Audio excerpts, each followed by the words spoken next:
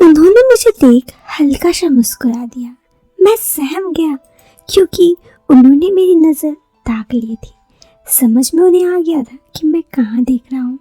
तो फिर जब उनकी मुस्कुराहट में उनकी आंखों में चमक थी तो मुझे भी ये समझने में देर न लगी कि उनको इन सब चीज़ों से कोई दिक्कत नहीं है। हेलो दोस्तों, गुड मॉर्निंग। एक नई और इंटरेस्टिंग सी कहानी में आप सबका फिर से स्वागत है। आज की कहानी शुरू करो इससे पहले मैं आपको कहना चाहूँगी कि अगर आप इस चैनल पे पहली बार आए हैं तो चैनल को सब्सक्राइब जरूर कर दीजिए और इस वीडियो के पसंद आने पर आप इस वीडियो को लाइक कर सकते हैं। चलिए अब इस कहानी को शुरू करते हैं। दोस्तों, ये कहानी आर्यन की है। आर्यन कहता है मैं 20 साल का हूँ और आज मैं आपको अपनी ज़िंदगी में बीती एक हसीन दास्तान बताने जा रहा हूँ। वो भाभी 6 साल से हमारी बस्ती में रहती थी। पहले जहाँ पर किराए पर रहती थी अब उन्होंने उसी के बगल में खुद का घर बना लिया था। भाभी के पति एक बहुत बड़ी ट्रैक्टर कंपनी में इंजीनियर थे। लॉकडाउन से पहले ही मेरी भाभी के पास आना जाना होने लगा था। एक दिन वो मेरे भाई के जन्मदिन में आई, तब मैंने उनको ध्यान से देखा। अब मैं भले कितने ही लड़कियों से दोस्ती कर लूँ, गर्लफ्रेंड बना लूँ, लेकिन भाभी कुछ अलग थी। उस दिन मैं उन्हें ज़रा देख रहा था तो कोई उन पर मैं ऐसे देख रहा था और मेरी नज़र उनसे हट ही नहीं रही थी। बात तब शुरू हुई जब उन्हें निहार रहा था। उन्होंने वो नोटिस कर लिया और हल्के से मुस्कुरा दी। उनकी इस मुस्कुराहट का अर्थ समझकर मैं शर्मा गया। अभी तक मैं उन्हें जानता था, लेकिन अब तक मैं उनकी तरफ अट्रैक्ट हो रहा था। एक दिन एक पड़ोसी मेरे घर आई। वो उसकी शादी का कार्ड देने आया था। उन्होंने कहा कि उन्हें भाभी के घर जाना है। उनके पास शादी से संबंधित बहुत सारे काम थे। वो मुझे यही सब बताने लगा।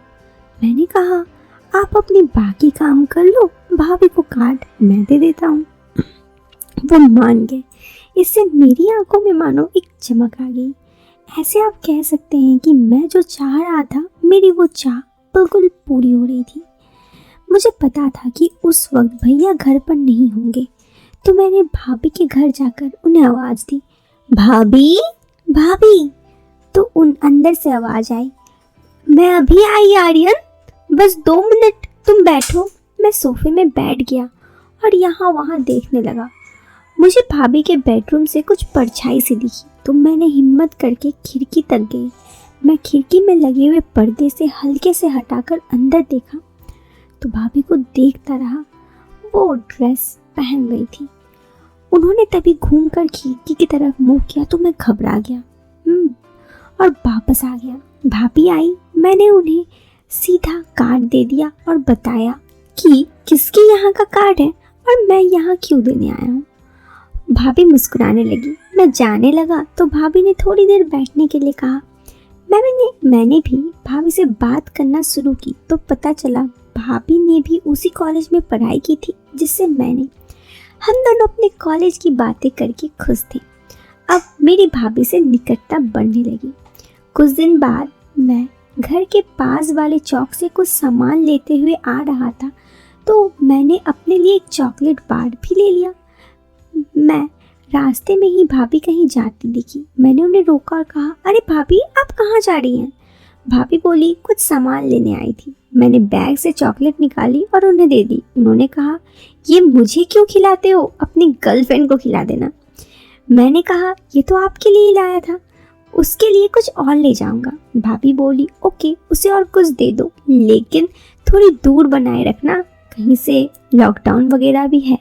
मैंने भाभी की इस बात पे गहरी बात पे समझ गया और हंसकर बोला, इतने करीब से बात करना जैसे कुछ नहीं है। मैं भाभी अभी हम दोनों बस ऐसे ही दोस्त हैं। तब भाभी इतराते हुए बोली, मुझे पता है लड़के कितनी भी दूर से बात करें और कितनी जल्दी आगे आ जाते हैं। उनकी इस कटाच को मैं झेप गया, मगर भाभी वो ऐसे ही बोली। फिर बात करते हुए मैंने यूं ही पूछा, भाभी आपकी लव मैरिज है? उन्होंने कहा, नहीं, घर वालों के प्रेशर से करनी पड़ी, लेकिन मैं खुश हूँ, मुझे इतने अच्छे पति मिले। इस पर मैंने कुछ नहीं कहा। हम दोनों यूं ही बातचीत की और थोड़ी दूर तक चलते रहे। तभी फिर अचानक भाभी ने कुछ कहा जो मुझे ठीक से सुनाई नहीं दी। मैंने भाभी से उस बात की फिर से पूछा। इस पर भाभी गुस्से से बोली, सुनाई नहीं देती क्या? मैं अपने पति के लिए कह रही थी। चलो खैर, फोन है तुम्हारे पास, उनसे उसी का बात बता दूंगी। मैंने कहा, हाँ फोन भाभी, फोन है ना, लीजिए ना। क्या आप फ़ोन रखती हैं? उन्होंने कहा, अरे वो मैं अपना फ़ोन नहीं लाई, मुझे तुम्हारे भैया को कॉल करना है। मैंने फ़ोन दिया तो उन्होंने नंबर लगाया और पूछा, आपको आने में कितनी देर है? उधर से कुछ कहा गया और भाभी ने अपने पति को से कुछ बड़बड़ाया। ओके बाय करके फ़ोन रख दिया। मैं समझ गई भाभी अपने पति से खुश नहीं रहती हैं। मैंने अपना फ़ोन वापस लेने के लिए हाथ बढ़ाया तो फ़ोन ले लिया तो मैंने देखा भाभी की इस हरकत से थोड़ी मुस्कुराहट थी। हम दोनों घर चले गए। कुछ दिन बाद लॉकडाउन लग गया। लॉकडाउन में भाई साहब भी घर ही पे रहते। कुछ दिन बाद एक सुबह मैंने अपने व्हाट्सएप पे मैसेज देखा। वो गुड मॉर्निंग का मैसेज था और सुबह 4 बजे आया था। ये नंबर मेरे पास सेव नहीं था तो मैंने उसकी डीपी देखी तो भाभी की पिक लगी। मुझे याद आया कि भाभी ने भैया को कॉल किया था तो शायद वहीं से नंबर उन्हें मिल गया होगा। मैंने भी रिप्लाई किया, गुड मॉर्निंग। उनका जवाब 11 बजे आया। क्या कर रहे हो? मैंने कहा, कुछ नहीं, आज आपको मेरी याद आ गई। भाभी ने हंसने वाली इमोजी दी और लिखा, जो दिल के करीब होते हैं उन्हें याद करने के लिए कोई बहाना थोड़ा ना चाहिए होता है। मैं भाभी के जवाब सुन खुश हो गया।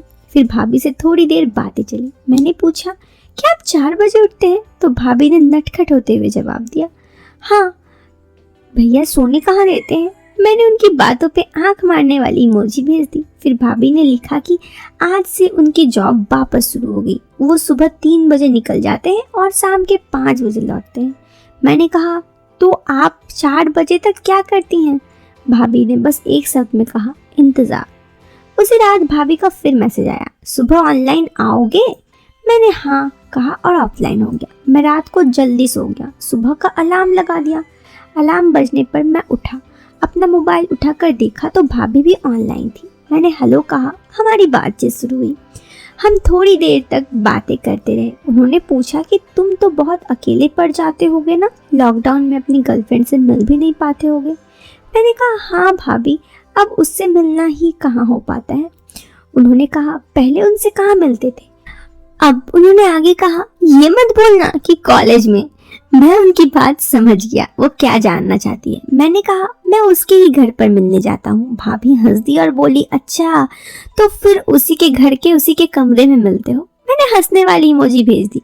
उन्होंने मुझे हम दोनों की पिक मांगी तो मैंने कुछ पिक उन्हें भेज दिया। भाभी बोली, अरे तुम्हारी वाइफ जीएफ तो बहुत अच्छी है। उसके बाद भाभी की से बात बदलते हुए मैंने पूछा, आज की रात तो आप भी जगी होंगी। मैंने पूछा, लॉकडाउन पे भैया का क्या असर था?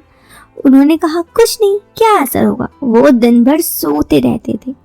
दोनों कहानी आगे जारी है। ये कहानी थोड़ी लंबी है तो इस वीडियो के नेक्स्ट पार्ट में मैं आपको इस वीडियो के आगे का पार्ट बनाऊंगी। अगर आपको ये वीडियो पसंद आई तो फिलहाल के लिए दीजिए मुझे इजाजत। मैं मिलती हूँ आपसे फिर एक नए वीडियो में एक नए इंटरेस्टिंग टॉपिक के साथ। तब तक के लिए bye bye, take care, bye.